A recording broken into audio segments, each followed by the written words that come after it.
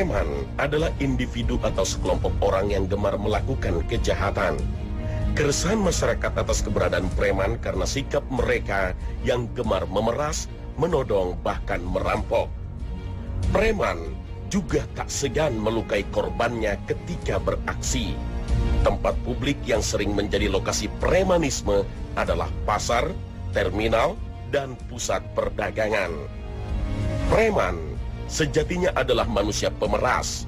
Mereka memilih untuk mengancam, bahkan menodongkan senjata agar sang korban menyerahkan uang serta barang berharga miliknya. Preman pasar atau terminal menempati kasta terbawah dari segi perputaran uang. Sumber uang mereka yang utama adalah pungutan kepada para pedagang. Satu lapak di pasar bisa menyetorkan ribuan rupiah kepada para preman. Selain itu, bisnis preman pasar atau terminal adalah jasa parkir liar. Putaran uang dari preman kelas pasar dan terminal ini bisa mencapai jutaan rupiah per hari. Masyarakat juga sering merasakan adanya pungutan liar yang dilakukan oleh aparat penegak hukum. Pungutan liar ini seringkali harus dibayar oleh masyarakat ketika berurusan dengan administrasi, kantor pelayanan masyarakat di bidang kependudukan, kepabeanan, imigrasi, hingga kepolisian lalu lintas. Inilah sumber pungutan liar. Premanisme yang dilakukan oleh aparat ini kadangkala tak kenal pandang bulu. Seringkali para pedagang kaki lima harus membayar uang keamanan kepada petugas patroli. Maka tak heran jika banyak pedagang kaki lima yang melawan ketika digalakkan proses penertiban lapak jualan. Karena mereka merasa telah membayar uang keamanan kepada beberapa aparat, sehingga merasa berhak untuk berjualan. Preman sepertinya ada di semua lini. Dengan modal kekuatan fisik atau kekuatan kekuasaan politik, seseorang diuji terhadap amanah yang diberikan Allah kepadanya. Apakah ini cerminan kemiskinan di suatu negara? Ataukah simbol dari keserakahan akibat kurangnya iman?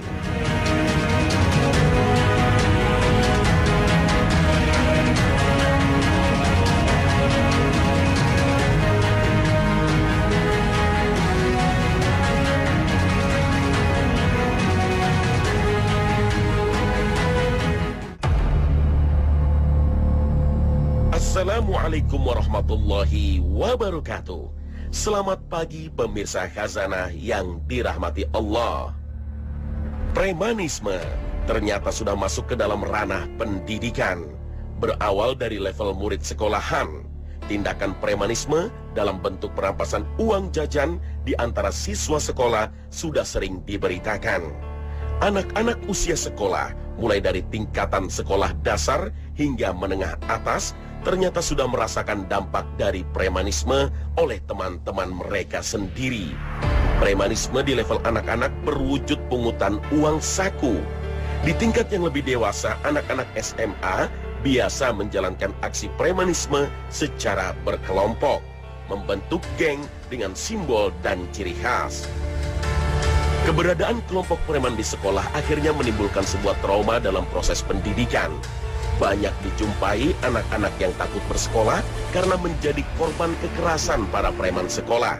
Anak menjadi tiba-tiba mogok ke sekolah.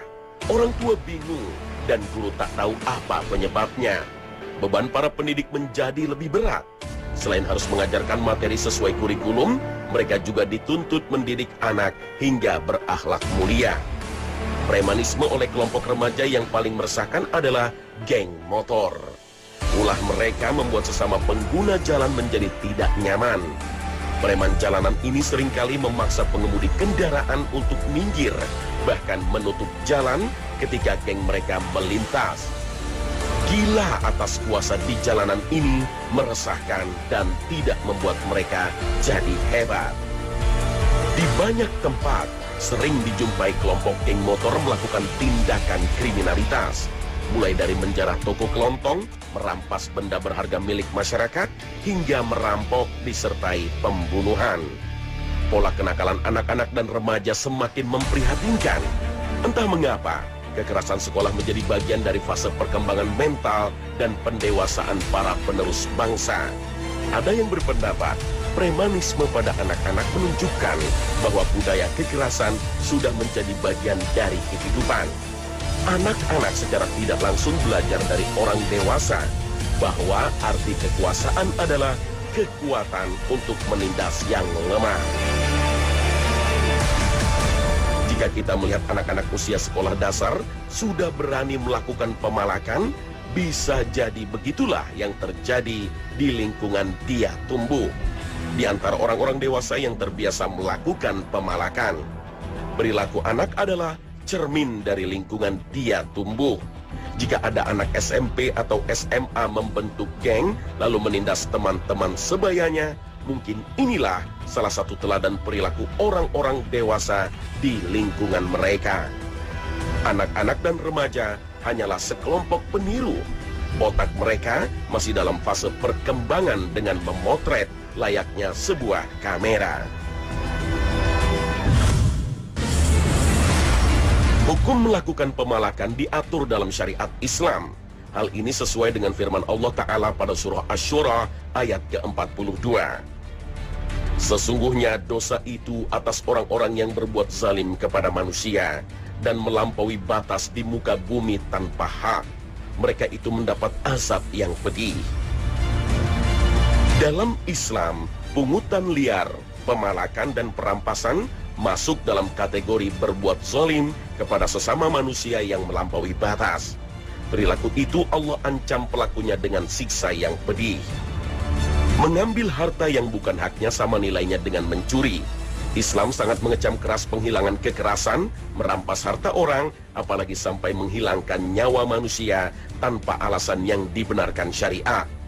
Dalam surat Al-Maidah ayat 32, Allah menegaskan menghilangkan nyawa satu orang sama artinya menghilangkan nyawa manusia seluruhnya.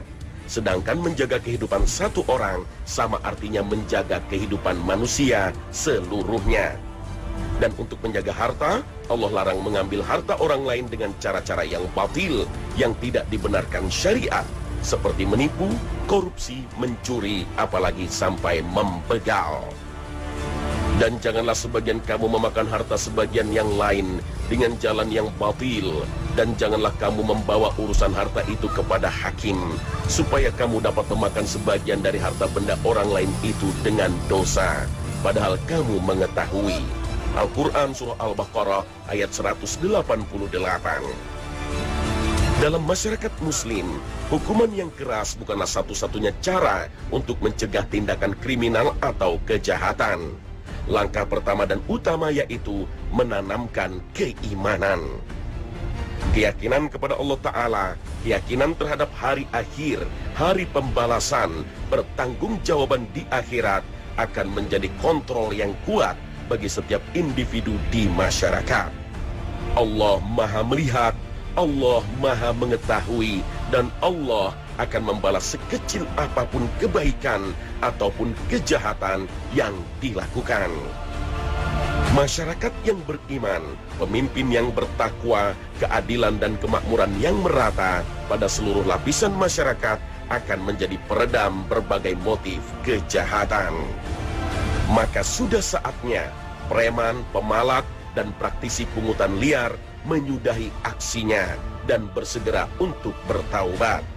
Rasulullah SAW menjelaskan bahwa Allah Subhanahu wa Ta'ala, Rabb yang Maha Pengasih lagi Maha Penyayang, membuka pintu taubat kepada semua hambanya, termasuk para preman yang bersungguh-sungguh untuk meninggalkan dunia hitamnya itu. Imam Az-Zahabi dalam kitabnya yang berjudul Al-Kabair menjelaskan bahwa pemalakan dan pungutan liar atau pungli tergolong dalam dosa yang membinasakan. Beliau menjelaskan bahwa hukum memalak dan melakukan pungli sama halnya dengan pencurian. Pungli atau pungutan liar adalah bentuk kesewenang-wenangan yang tergolong dalam penindasan serta tergolong perbuatan zalim. Status yang diperoleh dari pungutan liar adalah haram.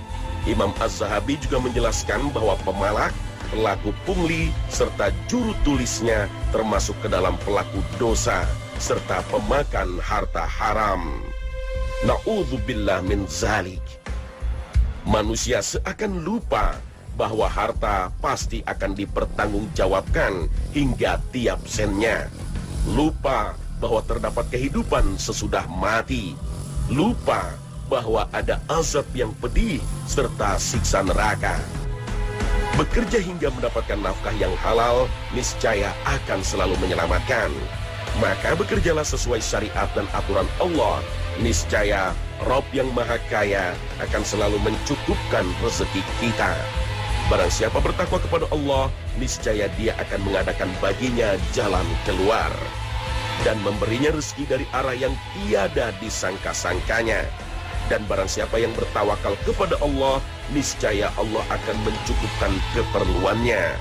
Al-Quran Surah At-Tolaq ayat kedua hingga 3.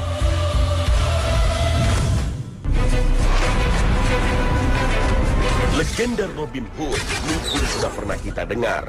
Robin Hood adalah seorang veteran perang salib dari negeri Inggris. Ketika sampai di tanah airnya, Robin Hood melihat ketidakadilan dari penguasa. Pemerintahan kerajaan Inggris menindas rakyat kecil. Sebaliknya mereka menguntungkan orang-orang kaya dan tuan tanah. Melihat kejadian ini, Robin Hood bergerak untuk membela kaum miskin. Ia memilih lari ke hutan dan membentuk pasukan bersama para sahabatnya. Jalan yang ia tempuh untuk membela orang miskin adalah merampok orang-orang kaya yang melintas di hutan Sherwood di Nottingham. Lalu hasil rampokan ini dia bagikan kepada orang-orang miskin. Dalam Islam, perbuatan Robin Hood bukan untuk ditiru, apalagi diterapkan. Prinsip Robin Hood sejatinya melawan kezoliman dengan kezoliman. Kita sebagai seorang muslim memang harus membela hak-hak rakyat yang tertindas dan dizolimi. Tapi dalam Islam tidak ada istilah pencuri itu perbuatan baik. Semua pencuri pada dasarnya adalah perampas hak orang lain. Walaupun dia mencuri dari orang kaya dan akan diberikan kepada orang miskin, walaupun pencurian yang dilakukannya atas nama keadilan, begitu pula para preman yang berniat untuk menolong warga miskin di sekitarnya dengan cara memalak atau menjalankan pungli, tindakan mereka masuk dalam kategori bersedekah dengan harta haram. Sebagaimana firman Allah dalam sabda Rasulullah SAW dalam riwayat Muslim. Tidaklah diterima solat tanpa bersuci, tidak pula sedekah dari ghulul. Yang dimaksud dengan ghulul adalah harta yang berkaitan dengan hak orang lain, seperti benda curian. Maka, hukum sedekah dengan harta tersebut tidak diterima. Wallahu a'lam bissawab. Seorang bernama Tan Hock Liang memanfaatkan benar usianya untuk bertaubat. Pria kelahiran Tebing Tinggi, Sumatera Utara ini dulu dikenal sebagai seorang preman kelas kakap di era 80-an. Masyarakat biasa memanggil pria yang lahir di 1 Oktober 1957 ini dengan nama Anton Medan. Dia adalah raja rampok dan bandar judi kelas wahid. Karirnya di dunia hitam bermula saat ia berusia 13 tahun. Di usia itu ia sudah mendapatkan hukuman penjara dalam kasus pembunuhan.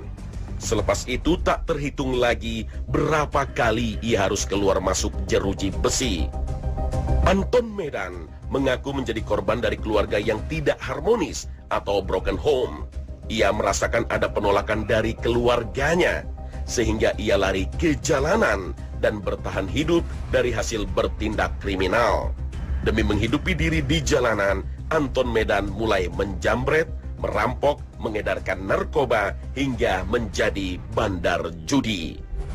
Proses penemuan jati diri Anton Medan sebagai seorang hamba Allah yang mencari kedamaian bersumber dari teman sesama penghuni lembaga pemasyarakatan. Anton Medan adalah seorang manusia yang berganti agama hingga 3 kali sebelum akhirnya memeluk Islam. Anton Medan bersaksi ketika bersentuhan dengan Islam, hatinya menjadi tentram. Ia menemukan kesejukan di dalamnya. Ia mempelajari Islam selama 7 tahun. Anton Medan pernah menjadi seorang kaya raya dari bisnis perjudian. Namun kejatuhannya secara materi juga akibat dari kekalahan di meja judi. Ketidakberdayaan itulah yang membuatnya sadar. Anton Medan memulai hidup apa adanya. Ia tidak neko-neko lagi dan ingin mengabdikan hidup di tengah-tengah masyarakat. Di bawah bimbingan Kiai Haji Zainuddin MZ rahimahullah, ia mendirikan Majelis Taklim At-Taibin pada tahun 1994.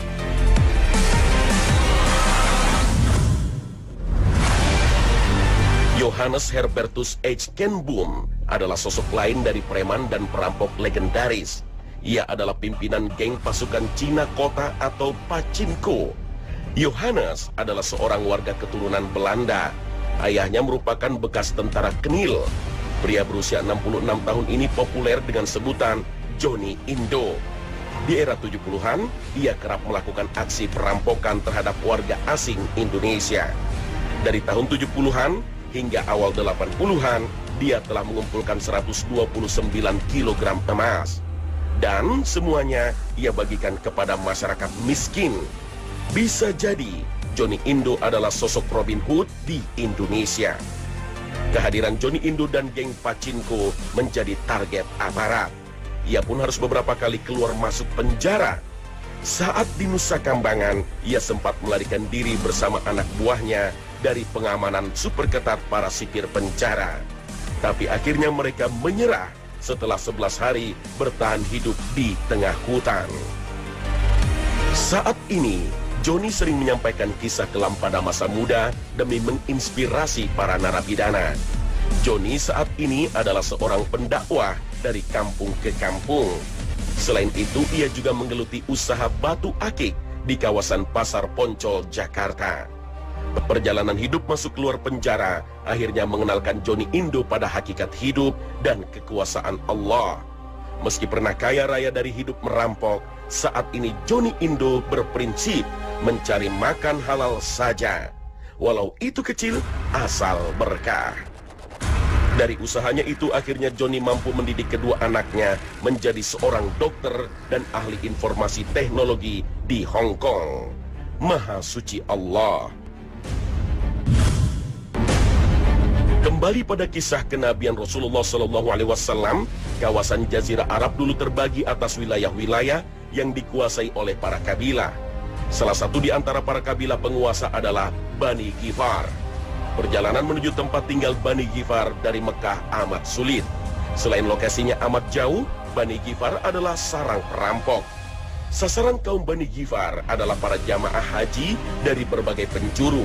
Di tengah-tengah padang pasir, Bani Ghifar biasa merampok para jamaah haji.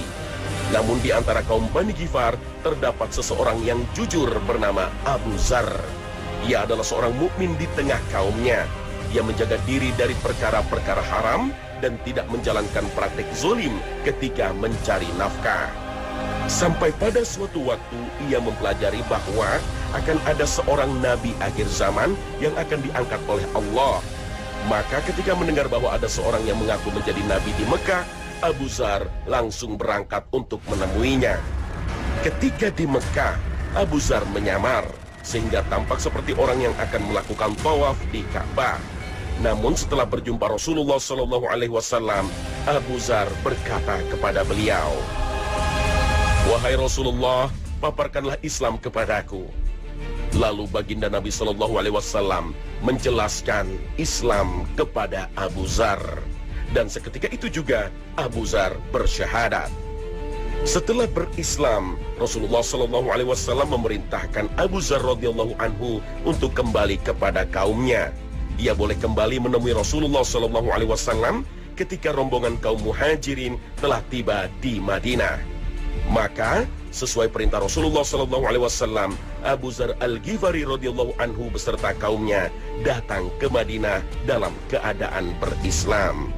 Dan saat berjumpa dengan mereka, Rasulullah SAW berdoa, "Semoga suku Ghifar mendapatkan ampunan Allah, dan suku Aslam semoga Allah menyelamatkan mereka dari siksaan neraka." Hadis riwayat Muslim.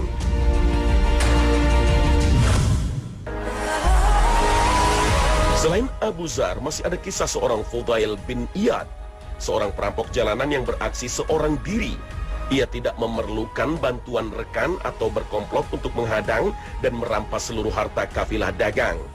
Al-Kisah, pada suatu malam, ia berniat untuk merampok. Lalu ia bertemu dengan suatu rombongan kafilah yang pulang kemalaman. Di antara mereka ada yang berkata, "Sebaiknya kita menginap di desa ini saja. Di desa depan sana ada seorang perampok. Orang biasa memanggilnya Al-Fudail." Mendengar pembicaraan mereka, maka gemetarlah Fudail bin Iyad. Lalu Fudail berkata pada rombongan kafilah dagang itu, "Wahai rombongan pedagang, aku inilah yang bernama Fudail. Silakan Anda semua meneruskan perjalanan. Demi Allah, sejak saat ini aku berniat tidak akan lagi berbuat maksiat kepada Allah." Lalu Fudail kembali ke rumah urung melaksanakan niat jahatnya. Dikisahkan dari jalur riwayat yang lain, setelah itu Fudail menerima kafilah tersebut sebagai tamu dan memberinya tumpangan menginap di malam itu. Dia berkata, "Kalian aman dari Fudail." Lalu Fudail mencari makanan untuk ternak mereka. Manakala dia pulang, dia mendengar seseorang membaca surah Al-Hadid ayat ke-16.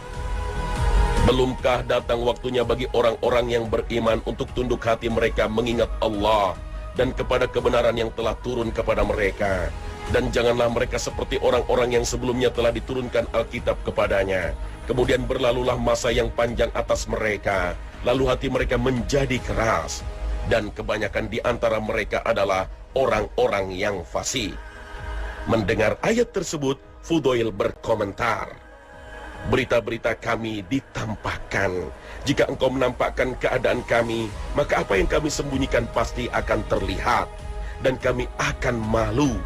Jika engkau menampakkan amalan kami, maka kami akan celaka karena azab-Mu." Inilah sebuah ayat yang akhirnya membawa Fudail bin Iyad mendalami ilmu agama, dan beliau akhirnya menjadi salah satu ulama besar.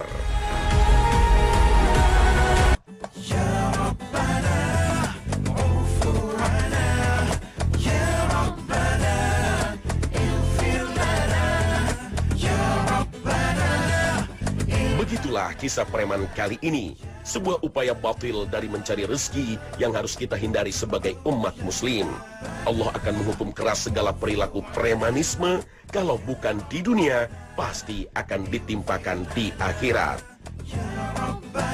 Allah akan menghukum keras segala perilaku premanisme.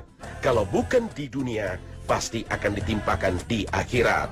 Nah pemirsa, inilah akhir kebersamaan kami. Semoga tayangan hari ini memberikan tambahan wawasan Islami bagi Anda. Mohon maaf bila ada salah kata. Terima kasih atas perhatian Anda. Barakallahu fikum. Wassalamualaikum warahmatullahi wabarakatuh.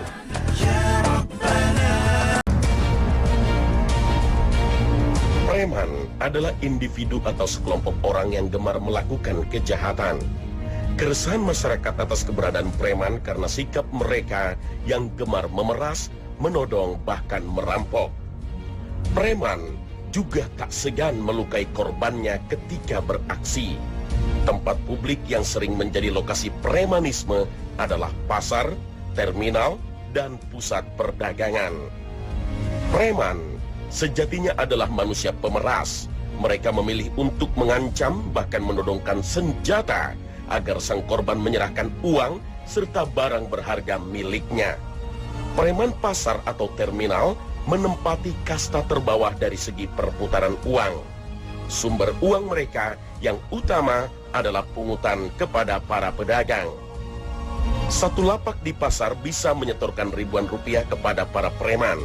Selain itu, bisnis preman pasar atau terminal adalah jasa parkir liar. Putaran uang dari preman kelas pasar dan terminal ini bisa mencapai jutaan rupiah per hari. Masyarakat juga sering merasakan adanya pungutan liar yang dilakukan oleh aparat penegak hukum. Pungutan liar ini seringkali harus dibayar oleh masyarakat ketika berurusan dengan administrasi, kantor pelayanan masyarakat di bidang kependudukan, kepabeanan, imigrasi, hingga kepolisian lalu lintas. Inilah sumber pungutan liar. Premanisme yang dilakukan oleh aparat ini kadangkala tak kenal pandang bulu. Seringkali para pedagang kaki lima harus membayar uang keamanan kepada petugas patroli. Maka tak heran jika banyak pedagang kaki lima yang melawan ketika digalakkan proses penertiban lapak jualan. Karena mereka merasa telah membayar uang keamanan kepada beberapa aparat, sehingga merasa berhak untuk berjualan. Preman sepertinya ada di semua lini. Dengan modal kekuatan fisik atau kekuatan kekuasaan politik, seseorang diuji terhadap amanah yang diberikan Allah kepadanya. Apakah ini cerminan kemiskinan di suatu negara? Ataukah simbol dari keserakahan akibat kurangnya iman?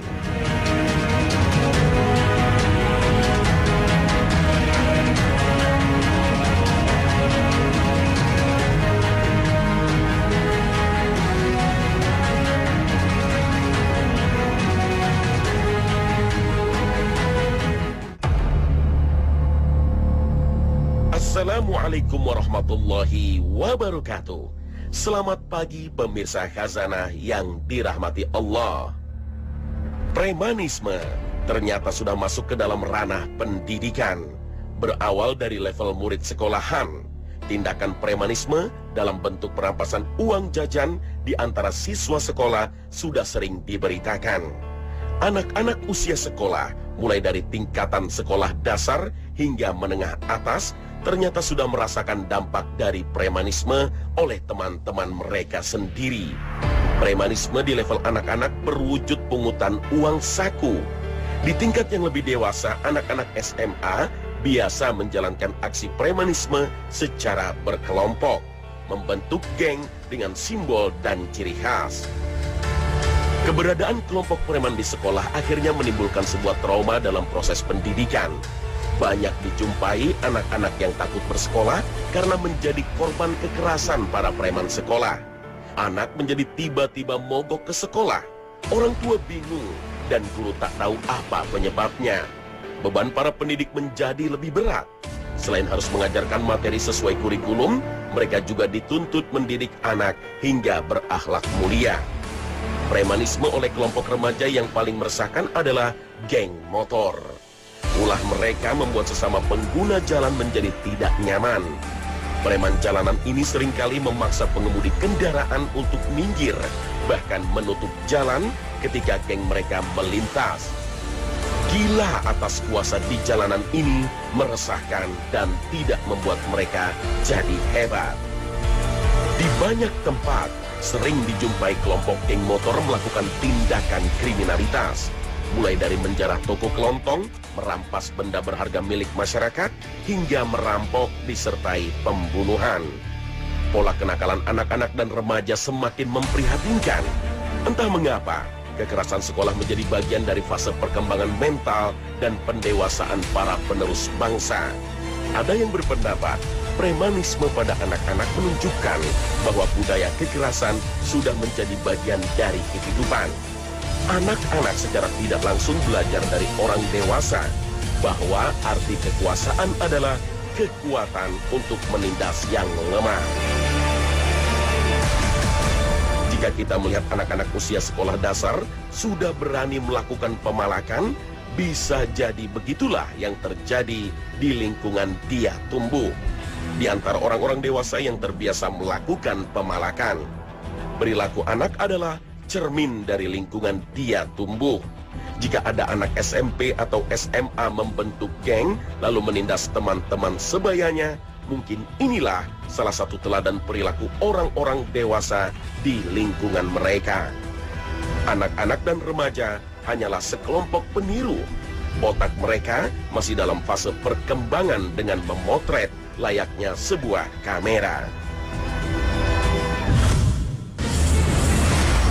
Hukum melakukan pemalakan diatur dalam syariat Islam.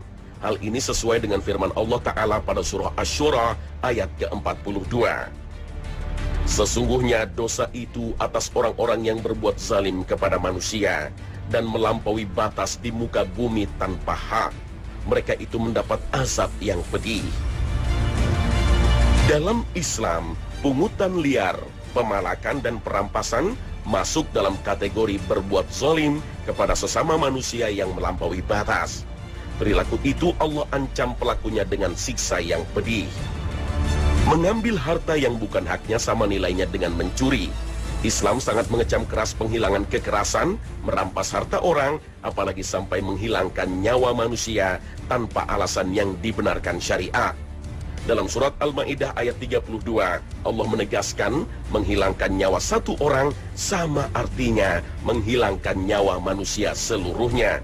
Sedangkan menjaga kehidupan satu orang sama artinya menjaga kehidupan manusia seluruhnya. Dan untuk menjaga harta, Allah larang mengambil harta orang lain dengan cara-cara yang batil, yang tidak dibenarkan syariat, seperti menipu, korupsi, mencuri, apalagi sampai membegal. Dan janganlah sebagian kamu memakan harta sebagian yang lain dengan jalan yang batil, dan janganlah kamu membawa urusan harta itu kepada hakim, supaya kamu dapat memakan sebagian dari harta benda orang lain itu dengan dosa, padahal kamu mengetahui. Al-Quran Surah Al-Baqarah ayat 188. Dalam masyarakat muslim, hukuman yang keras bukanlah satu-satunya cara untuk mencegah tindakan kriminal atau kejahatan. Langkah pertama dan utama yaitu menanamkan keimanan. Keyakinan kepada Allah Ta'ala, keyakinan terhadap hari akhir, hari pembalasan, pertanggungjawaban di akhirat akan menjadi kontrol yang kuat bagi setiap individu di masyarakat. Allah Maha melihat, Allah Maha mengetahui, dan Allah akan membalas sekecil apapun kebaikan ataupun kejahatan yang dilakukan. Masyarakat yang beriman, pemimpin yang bertakwa, keadilan dan kemakmuran yang merata pada seluruh lapisan masyarakat akan menjadi peredam berbagai motif kejahatan. Maka sudah saatnya preman, pemalak, dan praktisi pungutan liar menyudahi aksinya dan bersegera untuk bertaubat. Rasulullah SAW menjelaskan bahwa Allah Subhanahu wa Ta'ala, Rabb yang Maha Pengasih lagi Maha Penyayang, membuka pintu taubat kepada semua hambanya, termasuk para preman yang bersungguh-sungguh untuk meninggalkan dunia hitamnya itu. Imam Az-Zahabi dalam kitabnya yang berjudul Al-Kabair menjelaskan bahwa pemalakan dan pungutan liar atau pungli tergolong dalam dosa yang membinasakan. Beliau menjelaskan bahwa hukum memalak dan melakukan pungli sama halnya dengan pencurian. Pungli atau pungutan liar adalah bentuk kesewenang-wenangan yang tergolong dalam penindasan serta tergolong perbuatan zalim. Status yang diperoleh dari pungutan liar adalah haram. Imam Az-Zahabi juga menjelaskan bahwa pemalak, pelaku pungli, serta juru tulisnya termasuk ke dalam pelaku dosa, serta pemakan harta haram. Na'udzubillah min zalik.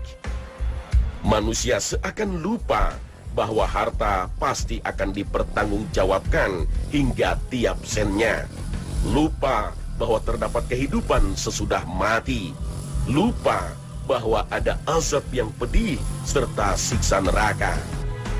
Bekerja hingga mendapatkan nafkah yang halal niscaya akan selalu menyelamatkan. Maka bekerjalah sesuai syariat dan aturan Allah. Niscaya Rabb yang Maha Kaya akan selalu mencukupkan rezeki kita.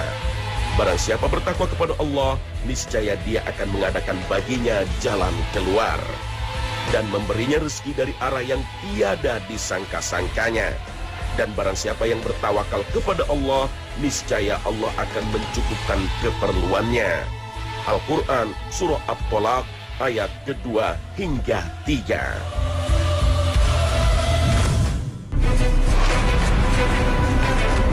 Legenda Robin Hood mungkin sudah pernah kita dengar. Robin Hood adalah seorang veteran perang salib dari negeri Inggris. Ketika sampai di tanah airnya, Robin Hood melihat ketidakadilan dari penguasa. Pemerintahan kerajaan Inggris menindas rakyat kecil.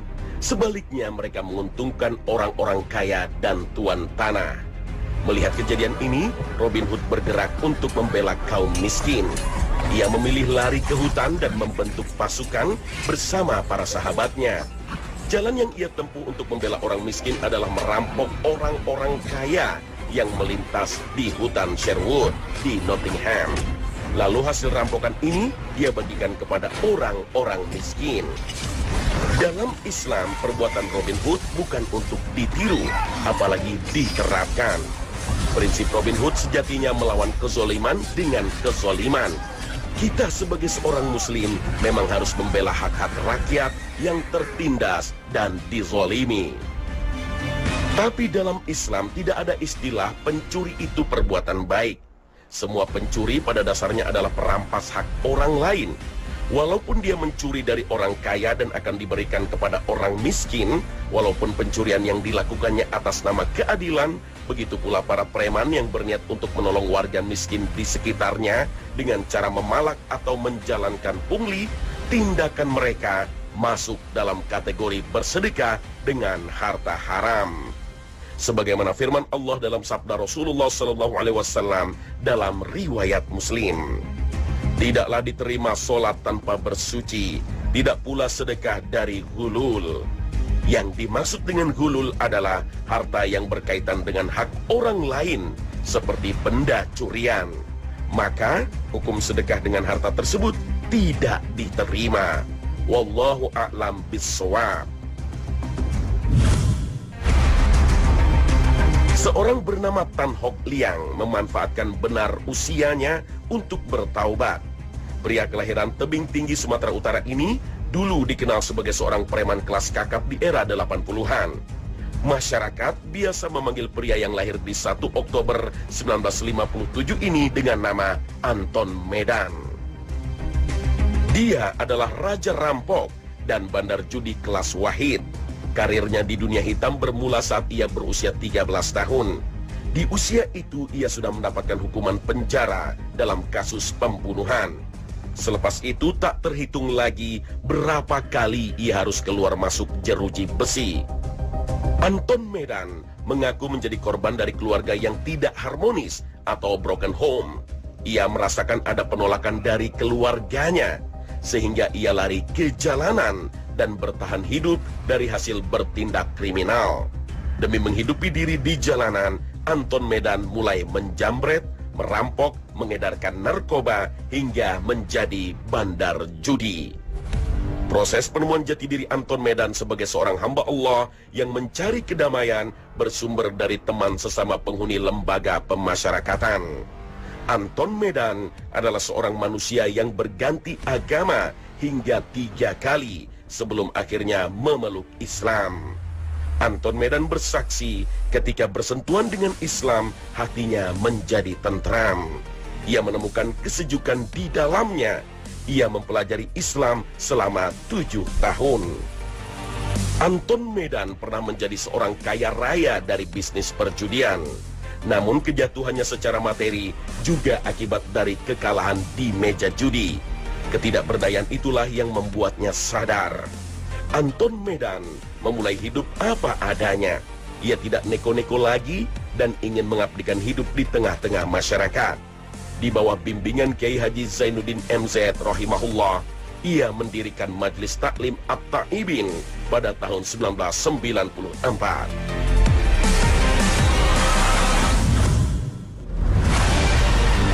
Johannes Herbertus H. Kenboom adalah sosok lain dari preman dan perampok legendaris. Ia adalah pimpinan geng pasukan Cina Kota atau Pachinko. Johannes adalah seorang warga keturunan Belanda. Ayahnya merupakan bekas tentara Kenil. Pria berusia 66 tahun ini populer dengan sebutan Johnny Indo. Di era 70-an, ia kerap melakukan aksi perampokan terhadap warga asing Indonesia. Dari tahun 70-an hingga awal 80-an, dia telah mengumpulkan 129 kg emas. Dan semuanya ia bagikan kepada masyarakat miskin. Bisa jadi Johnny Indo adalah sosok Robin Hood di Indonesia. Kehadiran Johnny Indo dan geng Pachinko menjadi target aparat. Ia pun harus beberapa kali keluar masuk penjara. Saat di Nusa Kambangan, ia sempat melarikan diri bersama anak buahnya dari pengamanan super ketat para sipir penjara. Tapi akhirnya mereka menyerah setelah 11 hari bertahan hidup di tengah hutan. Saat ini, Johnny sering menyampaikan kisah kelam pada masa muda demi menginspirasi para narapidana. Johnny saat ini adalah seorang pendakwah dari kampung ke kampung. Selain itu, ia juga menggeluti usaha batu akik di kawasan Pasar Poncol, Jakarta. Perjalanan hidup masuk keluar penjara akhirnya mengenalkan Johnny Indo pada hakikat hidup dan kekuasaan Allah. Meski pernah kaya raya dari hidup merampok, saat ini Johnny Indo berprinsip mencari makan halal saja, walau itu kecil asal berkah. Dari usahanya itu akhirnya Johnny mampu mendidik kedua anaknya menjadi seorang dokter dan ahli informasi teknologi di Hong Kong. Maha suci Allah. Kembali pada kisah kenabian Rasulullah SAW, kawasan Jazirah Arab dulu terbagi atas wilayah-wilayah yang dikuasai oleh para kabilah. Salah satu di antara para kabilah penguasa adalah Bani Ghifar. Perjalanan menuju tempat tinggal Bani Ghifar dari Mekah amat sulit. Selain lokasinya amat jauh, Bani Ghifar adalah sarang perampok. Sasaran kaum Bani Ghifar adalah para jamaah haji dari berbagai penjuru. Di tengah-tengah padang pasir, Bani Ghifar biasa merampok para jamaah haji. Namun di antara kaum Bani Ghifar terdapat seseorang yang jujur bernama Abu Zar. Ia adalah seorang mukmin di tengah kaumnya. Ia menjaga diri dari perkara-perkara haram dan tidak menjalankan praktik zolim ketika mencari nafkah. Sampai pada suatu waktu ia mempelajari bahwa akan ada seorang nabi akhir zaman yang akan diangkat oleh Allah. Maka ketika mendengar bahwa ada seorang yang mengaku menjadi nabi di Mekah, Abu Zar langsung berangkat untuk menemuinya. Ketika di Mekah, Abu Zar menyamar sehingga tampak seperti orang yang akan melakukan tawaf di Ka'bah. Namun setelah berjumpa Rasulullah SAW, Abu Zar berkata kepada beliau, "Wahai Rasulullah, paparkanlah Islam kepadaku." Lalu baginda Nabi SAW menjelaskan Islam kepada Abu Zar. Dan seketika itu juga Abu Zar bersyahadat. Setelah berislam, Rasulullah SAW memerintahkan Abu Zar radhiyallahu anhu untuk kembali kepada kaumnya. Ia boleh kembali menemui Rasulullah SAW ketika rombongan kaum muhajirin telah tiba di Madinah. Maka sesuai perintah Rasulullah SAW, Abu Zar Al-Ghifari radhiyallahu anhu beserta kaumnya datang ke Madinah dalam keadaan berislam.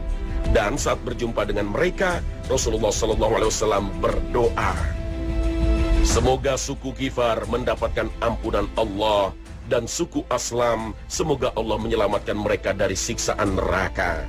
Hadis riwayat Muslim.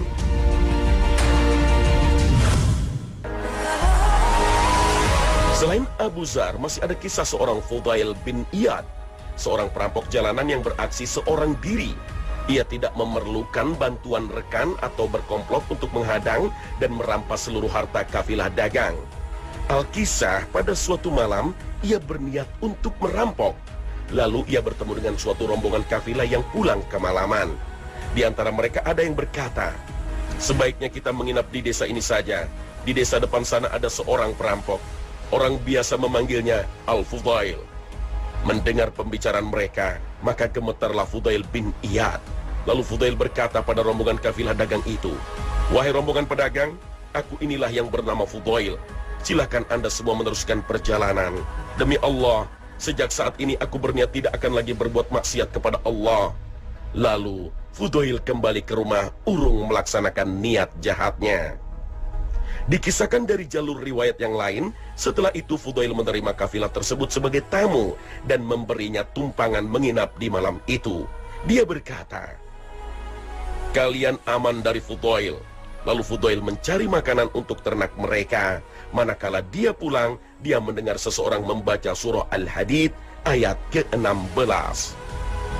Belumkah datang waktunya bagi orang-orang yang beriman untuk tunduk hati mereka mengingat Allah dan kepada kebenaran yang telah turun kepada mereka. Dan janganlah mereka seperti orang-orang yang sebelumnya telah diturunkan Alkitab kepadanya. Kemudian berlalulah masa yang panjang atas mereka, lalu hati mereka menjadi keras. Dan kebanyakan di antara mereka adalah orang-orang yang fasik.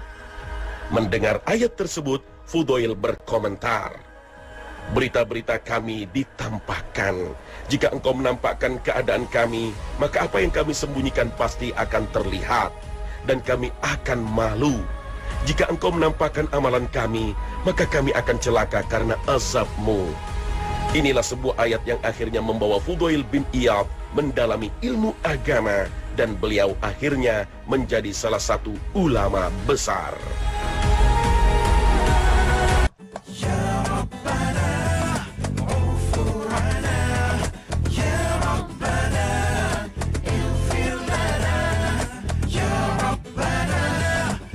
Begitulah kisah preman kali ini. Sebuah upaya batil dari mencari rezeki yang harus kita hindari sebagai umat muslim.